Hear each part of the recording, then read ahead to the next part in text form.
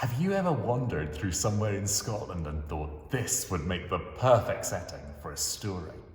In his children's books, Justin Davies uses all sorts of aspects of Scotland in his storytelling, including place.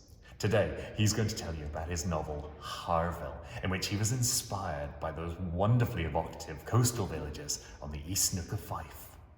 I'm Simon Lamb, and this is the Scriever Introduces.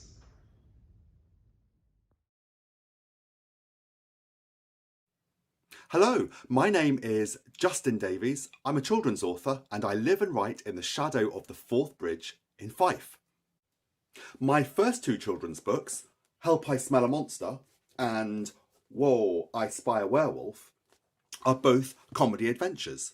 And one of the cool things about writing funny stories for children is that you can be really creative when it comes to a cast of characters. So as well as stuffing my books full of Greek mythological characters, I've also taken inspiration from Scottish mythology and folklore. So for example, I have characters like mermaids, I have a royal griffin, and there's even a talking kelpie called Kevin. So as well as drawing on Scottish mythology for some of my characters, I also use real-life Scottish locations to inspire settings for my stories.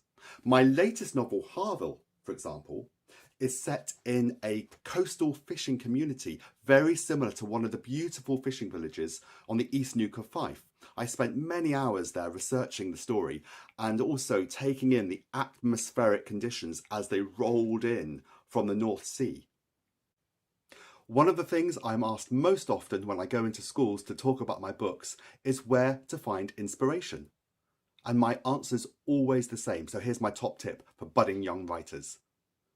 Get out and about, and then stop, look and listen for a while, because Scotland is full of inspiring characters and settings for stories. And if I ever run short of ideas, that's what I'm going to do too.